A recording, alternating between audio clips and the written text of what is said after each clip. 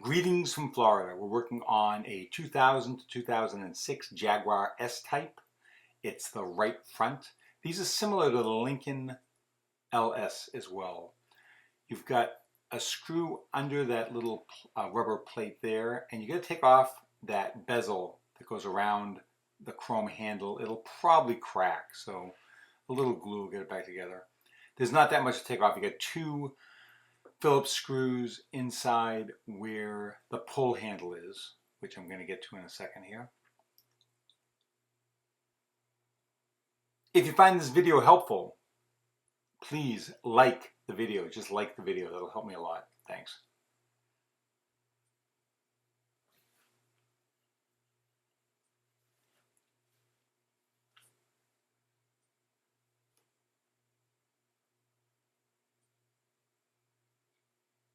I did not take off that speaker cover, by the way. It was already off. So that's it for screws. You're going to go ahead and pull the panel out.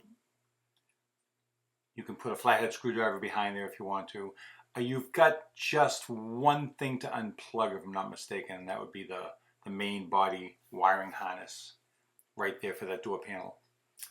After that, let's take off the rubber.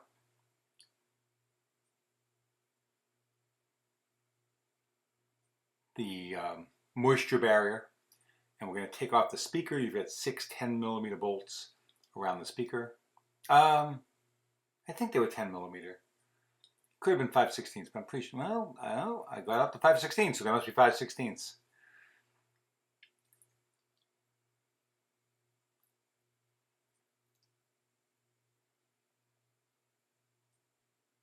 There was a little clip on the back of that I just pulled off.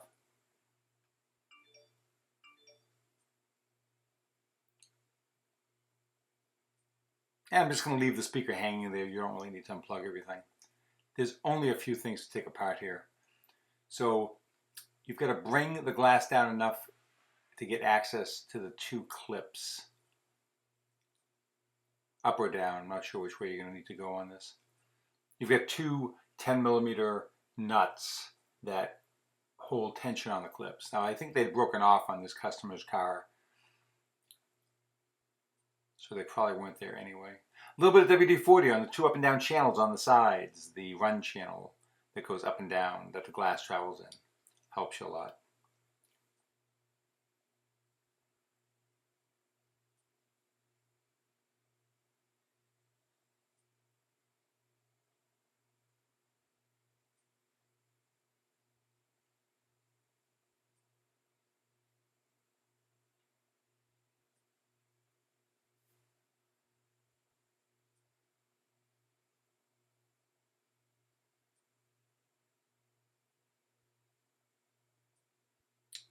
This clip had gotten waylaid, kind of tilted to the side, so it was a little bit of a challenge to get access to the 10mm nut that was holding it tight to the glass.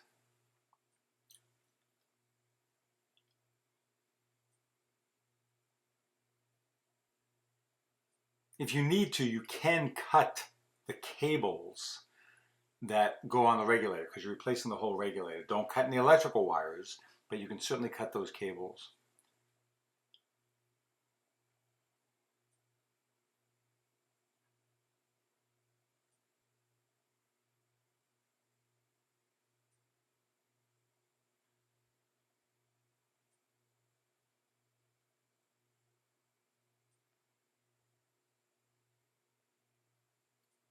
I think I got it. No, maybe not.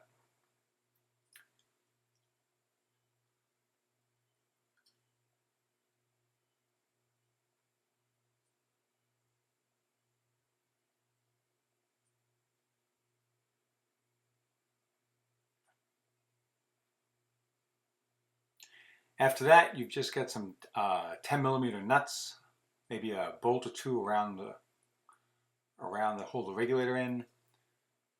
Let's take out the regulator.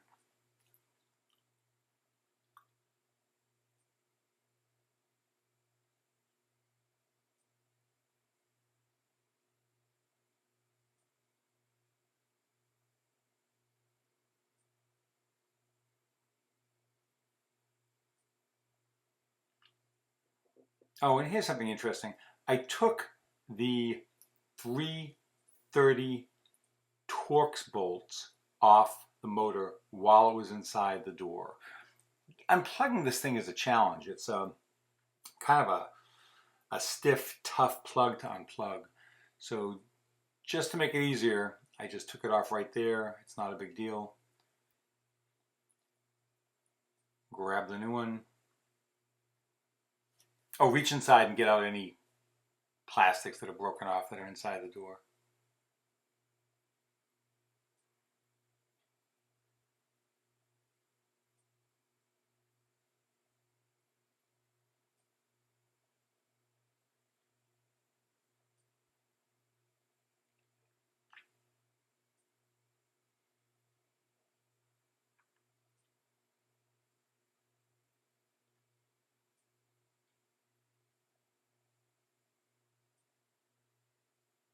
And I'm loosening the nuts on those clips a little bit to make it easier when I put the glass back onto it.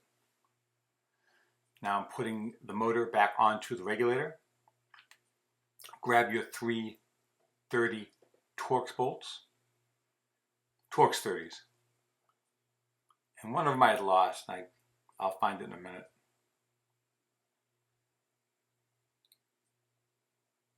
That's me looking for said bolt.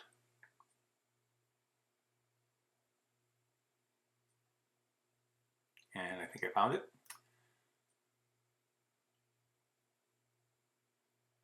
Slide everything back into the door.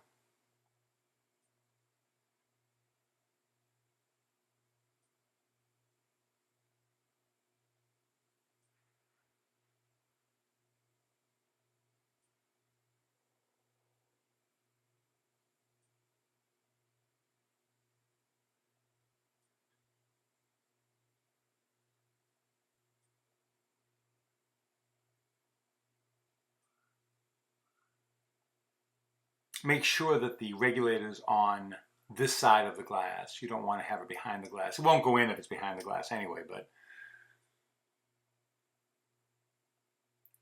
put the nuts and bolts back. This is among the easier ones you're going to do.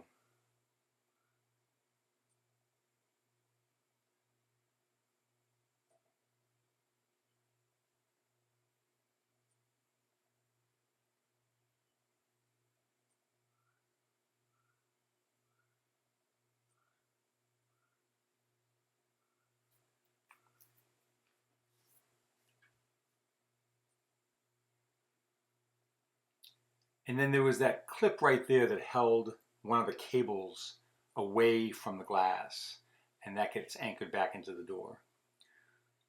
Bring the glass down.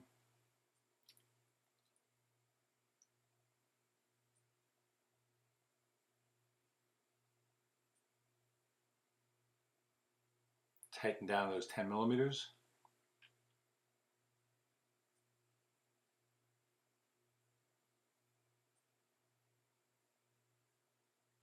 Oh, I had taken the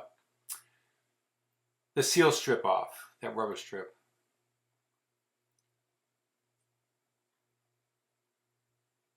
And we're going to put everything back together. And you can watch the rest of this without me, I'm sure. If you have any questions, please ask right here on YouTube. I'll be glad to answer them. And again, if this is beneficial for you, if this is helpful, do me a favor, like the video. Thanks again. Have a great week.